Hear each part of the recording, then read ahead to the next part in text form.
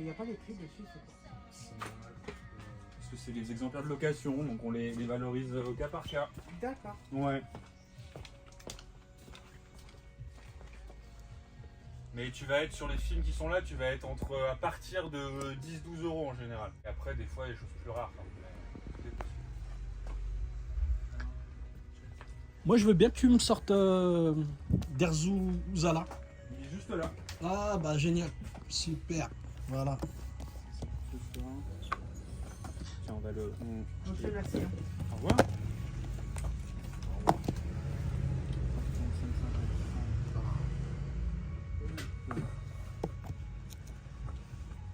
C'est un film que tu connais, toi, personnellement? Oui. Tu le connais bien? Oui. Pourquoi? Pourquoi? Qu'est-ce qui fait que tu le connais aussi bien que ça? Non, bah, je le connais bien, je l'ai vu 2 fois, quoi. Mais, Ouais. mais je le connais bien parce que je connais bien les films d'Akira Kurosawa de façon générale. Ouais. Voilà, donc c'est un film assez à part dans sa filmographie et, Ouais, c'est vrai. et que je le trouve très beau, mais bon, là-bas je le découvre parce que c'est Akira Kurosawa, Ouais. plus que pour le film lui-même. Ah, Tu l'as vu? Question, c'est une vraie question, ça. Ça, c'est une vraie question, ça. Mais on va pas y répondre. Mais c'est une vraie question, ça. Des fois, on regarde. C'est vrai qu'à un moment donné, on va regarder un film on va regarder un film sans savoir qu'est-ce qu'il a réalisé. On va le trouver génial. Mais on s'en fout de savoir qu'est-ce qu'il a réalisé. Et après, bah, on se rend compte qu'au fur et à mesure, qu'il y a une empreinte, en fait, qu'on va retrouver dans tous les films. Une évolution, etc., etc. Et c'est vrai que celui-là, il l'a pas. En tout cas, c'est un plaisir de me le procurer, là. Bon, bah voilà. Je crois que je vais arrêter. Venez ici. Venez ici. Ouais, non, celui-là, ça va aller très très bien. Après, je viendrai m'inscrire. Ok. Pour prendre quelques films, pour regarder quelques films aussi que là j'ai vus. Surtout que je vais être pas mal sur Paris là prochainement. Mais voilà, faut venir, hein, faut faire vivre justement ce genre de lieu. C'est un peu ce que tu m'expliquais la dernière fois. C'est d'ailleurs une des premières questions que je t'ai posées. Justement, il faut faire vivre ce genre de lieu. Ah bah s'il y a personne, on joue pas, hein, c'est sûr. Hein. Nous, on loue, entre nous, on loue beaucoup de films, notamment Emmerich. Emmerich, il a la moitié de la boutique chez lui hein, en ce moment. Ouais, ok. Mais ça suffit pas à faire vivre la boutique, quoi. Ouais. Parce que Emmerich, il paye pas. Ah, ok. Bah alors, Emmerich, tu es en train de faire couler la baraque ou quoi? Non. À chaque fois qu'il y a un client qui a demandé un film, je dis bah c'est Emmerich qui l'a. C'est Ah, je rigole, c'est pas vrai du tout. Non. Tu te nourris? Oui, je vais me nourrir un petit peu. Bah, c'est le truc de la cinéphilie en fait, enfin, et de plein de choses d'ailleurs, hein, mais et d'un lieu comme celui-ci, c'est que quand tu commences, en fait, il y a trop de trucs que tu as envie de voir, quoi. Et en fait, tu as l'impression de si tu le fais pas tout de suite maintenant, tu le feras jamais, quoi. Ce qui est faux. Mais... Ouais. Ça peut être une maladie, Je pense que Théo? ça peut être pathologique. Non. Tiens, il a dit pathologique, ça peut être pathologique? Mais non, il n'y a rien de bien grave. Après, oui, il y a un petit truc d'accumulation. Mhm. En fait, ce qui peut être problématique, c'est que quand d'un coup, tu regardes plus les films pour les voir, mais parce que tu as besoin de les avoir vus, tu vois ce que je veux dire. Et ça peut générer ça. Donc, il faut être raisonnable, je pense. C'est quoi, c'est une perte de plaisir, c'est ça? Non, Finalement c'est un peu c'est le complexe Letterboxd, tu vois. Complexe Letterboxd, tu penses? Ah, moi, je pense qu'il y a plein de gens, et moi, je l'ai vu à un moment donné, il y a plein de gens qui voient les films pour pouvoir les noter. Moi, j'en suis persuadé. Et tu penses pas qu'il y a une dimension qui est liée au plaisir, là? Ouais, perdre du plaisir, Non, mais pas après, forcément en du fait, plaisir. ce truc-là, il génère une double attitude. Il génère l'attitude que je décris, qui est vraiment un truc de consommation, donc c'est bizarre. Et puis, mais il génère autre chose, il génère de la curiosité, une curiosité constante. Donc, en fait, ça te permet de toujours réfléchir à ce que tu as envie de voir. Voilà. Mais moi, c'est vrai que je sais que je suis comme ça. Quand je commence, j'évite d'ailleurs de le faire, mais quand je me pose un après-midi en mode je vais essayer de découvrir des nouveaux films ou des nouveaux bouquins, ça m'en fout. Et si je les ai pas le soir même, ça me met mal, quoi. J'ai besoin. Voilà.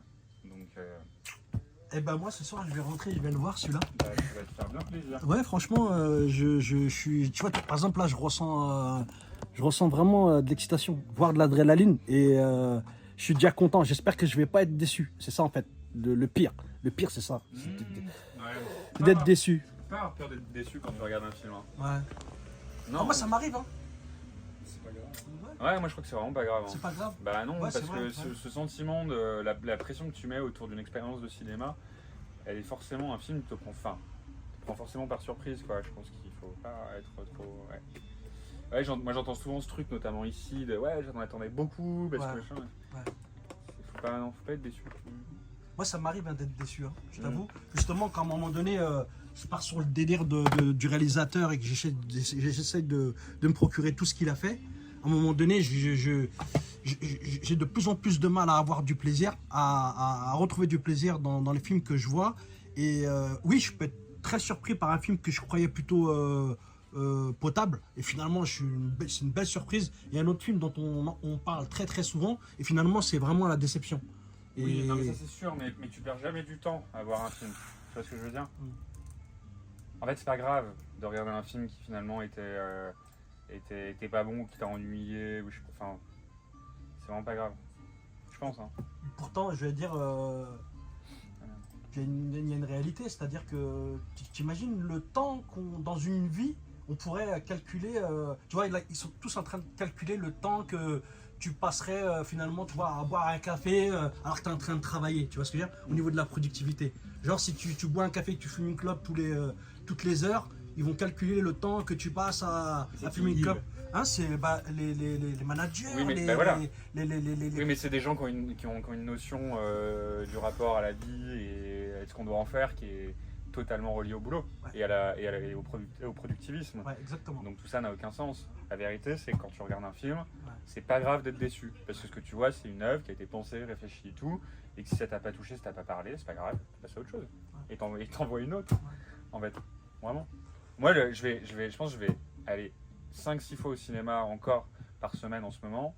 Et je vois un film sur 5 qui me plaît. Ouais. Mais ça m'empêche pas d'y retourner pareil autant la semaine suivante. Parce qu'en fait, c'est. Mais dans toute ta vie, tu vois ce que je veux dire? C'est-à-dire, tu imagines le nombre d'heures que tu auras passé à regarder des films et peut-être Ouais. à pas faire autre chose Ouais, mais. d'essentiel, Non, mais peut-être, si- ou de bah, prioritaire, ou tu vois ce que je veux dire? Mais je Ça sais te pas, fait mais. rire? Ça te fait rire? Non, mais non, mais Parce si. que Non, mais je franchement. pense aussi, c'est des questions qui m'ont traversé l'esprit aussi, mais je sais pas, c'est un choix.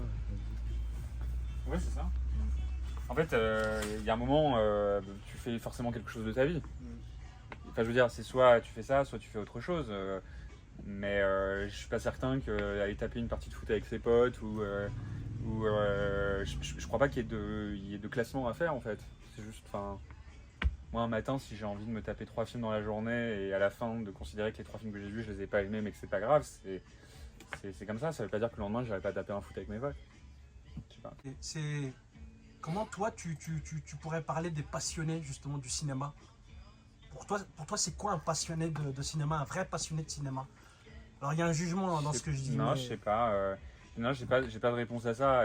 Enfin, j'en sais rien. Je crois pas qu'on forme une caste particulière. Ouais. Non, mais je sais pas. Non, mais oui, il y a un truc un peu. Mais je sais pas si c'est toujours la même chose, mais. En tout cas, la cinéphilie dans les années 60, la cinéphilie dans les années 90 et la cinéphilie aujourd'hui, c'est déjà pas la même chose. Et je pense que ça englobe pas tout à fait les mêmes personnes. Mais non, j'en sais rien. Je sais pas répondre à cette question.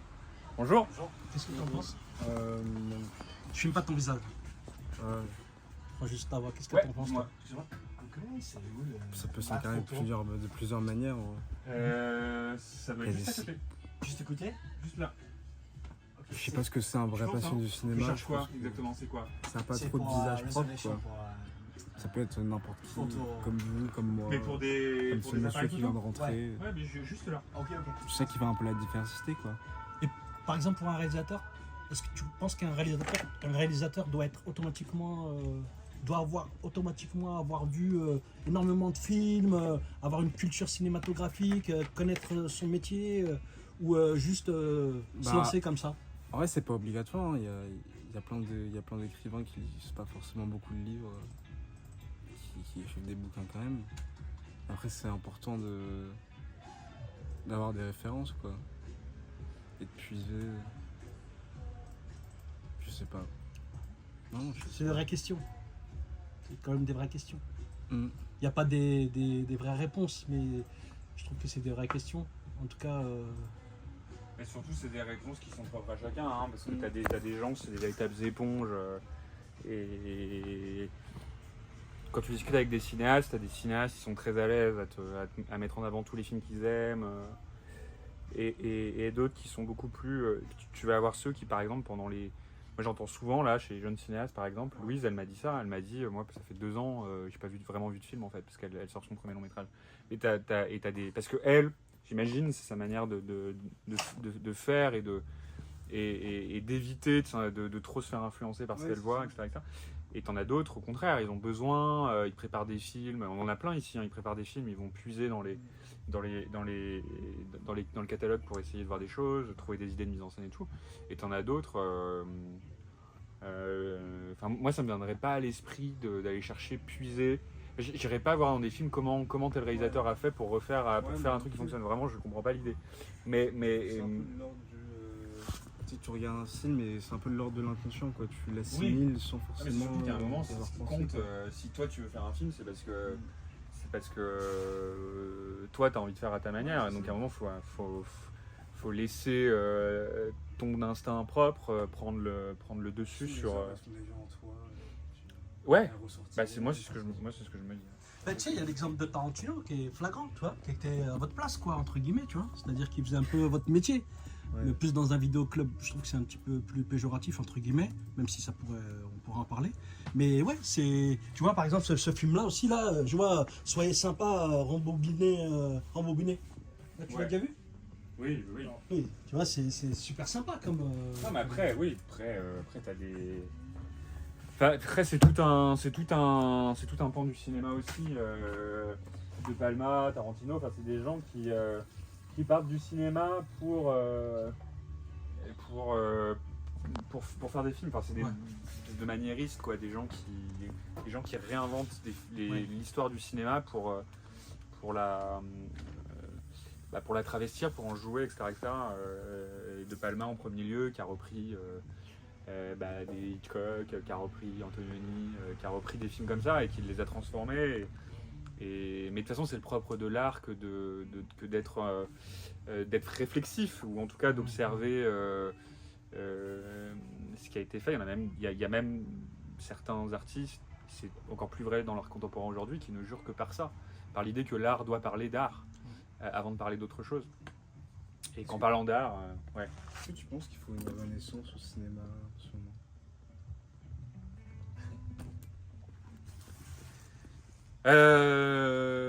Je vois pas laquelle, en fait, pour être honnête. Non, je vois pas laquelle. Il y a un peu ce truc de A24, retour un peu au code du cinéma des années 80, etc. Ouais. Même le fait que le cinéma indépendant ait pris plus de place maintenant. Non, mais réinventer le cinéma comme la peinture a pu se réinventer, ou la musique a pu se réinventer, je veux dire, formellement, ça semble quand même un poil plus délicat pour le cinéma. Quand bien même, il y a des endroits à fouiller, Harmony Korine le fait très bien actuellement, par exemple, mais que ça devienne une norme en soi qui s'impose, ça me semble peu probable, tant la production de films est chère, et tant ça repose sur le public, et tant ça repose sur le fait que les films soient vus. Et voilà.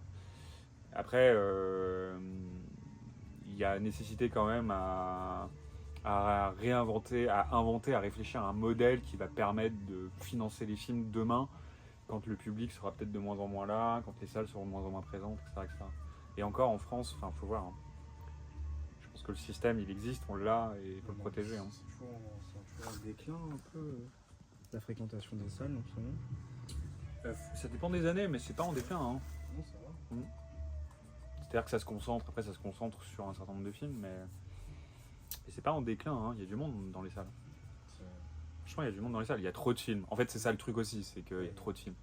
Il y a trop de films qui sont financés, franchement, qui servent à rien. Sans avis, après c'est un avis perso, mais il y a, juste de manière pragmatique, sur 100 films, d'auteurs français qui vont être construits à peu près de la même façon, mais qui tous vont s'attacher à traiter des sujets différents. Peut-être qu'il mériterait, qu'il mériterait qu'il y en ait moins, et pour un peu plus de budget sur certains. Enfin, voilà, j'ai l'impression que moi, la distribution, elle est un peu faiblarde, ce qui fait que quand même, parfois, on a du mal à être ambitieux sur un cinéma qui n'est pas un cinéma grand public, par exemple. Et ce qui peut-être rend aussi... Alors après, il n'y a pas besoin d'argent pour faire des grands films, hein, mais bon, ça caractérise quand même une ambition aussi, quoi, le budget. En fait. Puis aussi, 400 films par an, un truc comme ça. c'est énorme. 400, ouais. Ouais, Je sais pas exactement, entre 300 et 400, mais c'est énorme. Et t'en as tellement qui passent à T'as la des pays trappe. où il y en a seulement un ou deux. Hein. C'est là où on voit la. Ouais. Après, ça fait vivre une industrie. Le fait qu'il y en ait 400, ça fait vivre les techniciens. Donc ça, c'est quand même une affaire un peu... c'est quand même une affaire un peu compliquée, mais ça reste une industrie. Après, en fait, pour avoir des films, il faut que tu aies des gens qui bossent. Donc en fait, si tu passes de 400 à 200 films, tu as quand même des gens qui vont rester sur le carreau, quoi. Hein, c'est sûr. Hein. Parce qu'en fait, ça reste les mêmes durées. Alors éventuellement, les tournages seront un peu plus longs, mais ça va mettre du monde sur le carreau. Donc ça, c'est un truc après. Je sais pas. Moi, je trouve juste que les films manquent d'ambition. Enfin, Oui. en fait, t'as les films d'auteurs qui vont vraiment tenter les choses radicales. T'as les films d'auteurs plus conventionnels qui en gros sont là pour t'as l'impression en gros éduquer les masses, quoi. C'est un peu comme ça que voilà. Après t'as une toute petite case. Après t'as des films qui sont un peu entre deux. Moi la petite dernière, oui, un peu. Ouais. Un peu.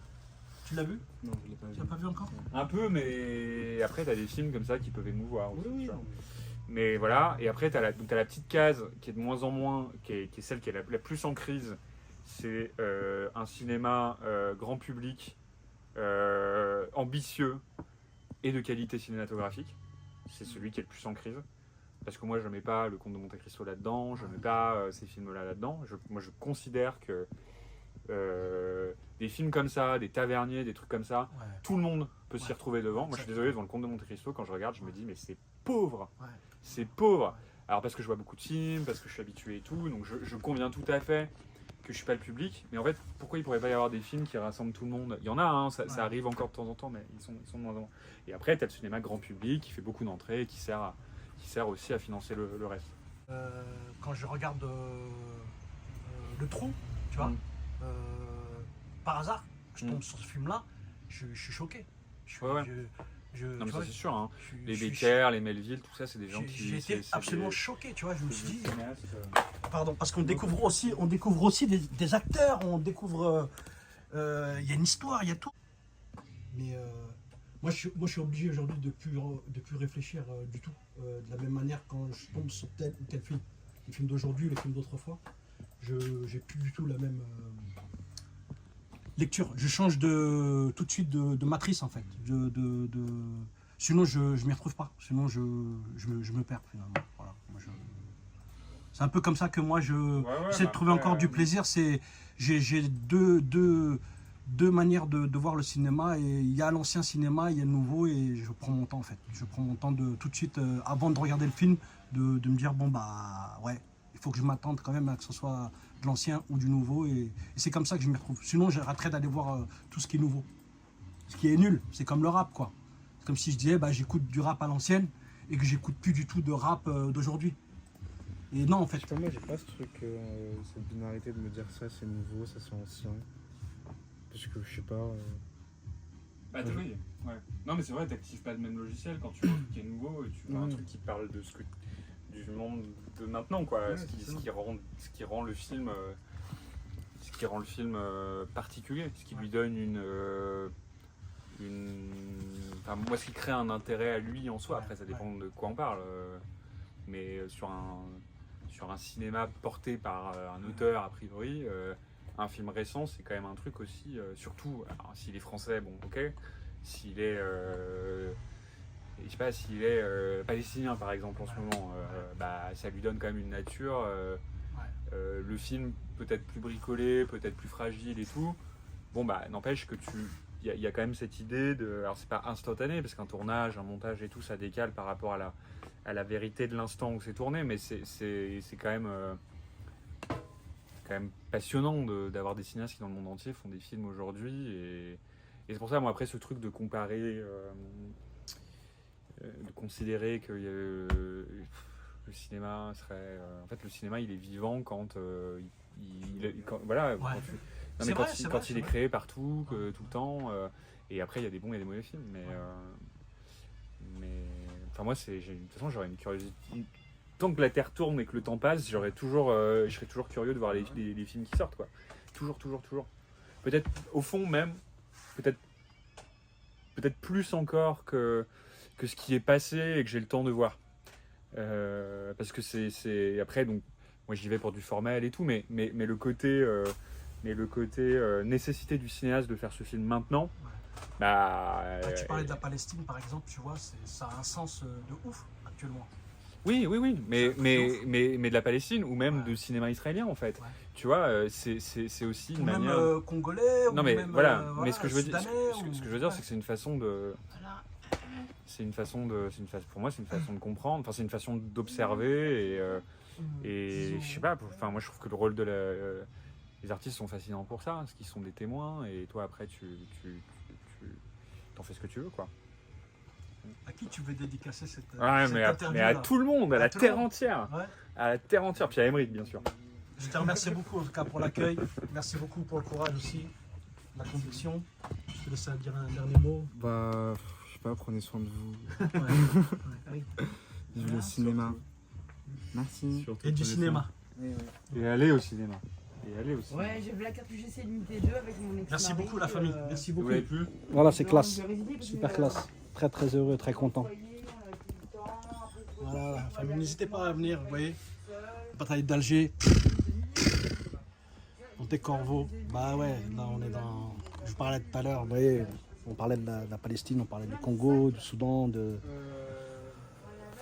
Moi je suis fils d'Algérien et c'est pas- ce film-là, c'est ce qui fait que finalement on a envie de faire du cinéma aussi, nous, en tant que franco-algériens. Voilà, en tout cas moi, ce film-là, même si je l'ai vu assez tard finalement, au bout du compte, bah en fait c'est ce qui fait que voilà, hein. Je suis là où je suis là aujourd'hui, là où j'ai mes pieds. Hein. C'est ce qui fait que je suis là. Hein. Quand on regarde l'histoire de ce réalisateur, du producteur, j'étais encore dans la Casbah d'Alger il n'y a pas très longtemps. J'ai fait des interviews de personnes dans la Casbah d'Alger. J'ai fait des captations, des photos la nuit. J'ai fait... Et ce film-là, voilà, c'est une tuerie. Et faites vos recherches, vous allez voir. Si vous ne l'avez pas vu, regardez-le. Excuse-moi, c'est Emmerich, c'est ça? Ouais, c'est ça. Tu l'as vu celui-là? Non. Ah bah tu sais quoi? Celui-là, tu sais quoi? Il faut que tu le regardes. C'est un truc de dingue. Non mais, Bah, tu sais quoi? T'es algérien? Ouais, bien sûr. Ah oui. Non, mais Il c'est faut un- que tu le c'est un- regardes. C'est un truc de dingue. Mais même là, Ah, tu vois, moi je suis tout excité C'est là. un des Tu plus vois, beaux films de résistance. ça c'est. Là t'es dans. Vraiment, ouais. C'est un truc de fou. En plus, j'y étais là, à la Casbah d'Alger. Ok. Bref, t'as vu ma tête? T'as vu ma tête? Quand tu le regarderas, tu penseras à moi et un petit peu à tout ce qu'on s'est dit. Et après, si tu as le temps de regarder un documentaire aussi sur pourquoi et comment a été fait ce film-là, et comment justement le réalisateur, le chef opérateur, les caméramans, comment ils s'y sont pris pour filmer, c'est un truc de fou. Bon, après, je vais pas aller plus loin parce que c'est compliqué. Mais Oui, c'est incroyable comme Et film. t'as aussi Aux des- États-Unis, c'est un truc de ouf. Il a fait T'as aussi un tabac de des- ouf. Je vais me mater. Ok. Il y a aussi des images assez incroyables dans L'Avocat de la Terreur, le film sur Jacques Vergès. Ouais. Parce que lui, tu sais, il défendait, Exact. Je sais plus qui d'ailleurs, Ouais. mais des gens de la résistance. Des gens qui ont été torturés. qui ont été torturés et tout. Du FLN, ouais. Du FLN, ouais, et qui était accusé de terrorisme. Et il revient sur les images du film et tout. Enfin, bon, c'est Exact. des extraits exact. assez intéressants. C'est incroyable. Mm. Bah, en tout cas, merci beaucoup la famille. Ah voilà, du coup, C'est Emmerich, génial. prend un film de plus. Ah ouais, celui-là, tu le regardes, on se reverra le mois prochain. Tu vois? On en discutera. Tu me diras ce que tu me diras. Hein? Ok. Je te remercie beaucoup. Je vous dis vraiment, Vraiment merci beaucoup. Bah, À vous pour l'accueil, pour tout. Et Plaisir. Et vous avez vu un peu là l'état d'esprit avec lequel moi j'arrive et la simplicité avec laquelle j'arrive et la simplicité avec laquelle je filme où je peux aller les voir. T'as une caméra, hein, C'est- sinon on est- c'est- sinon, non, on c'est est pas très vrai. méchants, hein. Je vous jure, c'est pas vrai justement. C'est ça qui est rare et qui fait un petit peu partie du passé. Aujourd'hui, les vendeurs ils vont vite, ils vendent vite, ils louent vite et ils cherchent pas à discuter. Et là, vous voyez, on a pris le temps de discuter. C'est pour ça, n'hésitez pas à venir et profiter encore de ces lieux magiques, complètement magiques. Merci, en tout cas, moi j'ai vécu quelque chose d'unique. Merci à vous. La classe.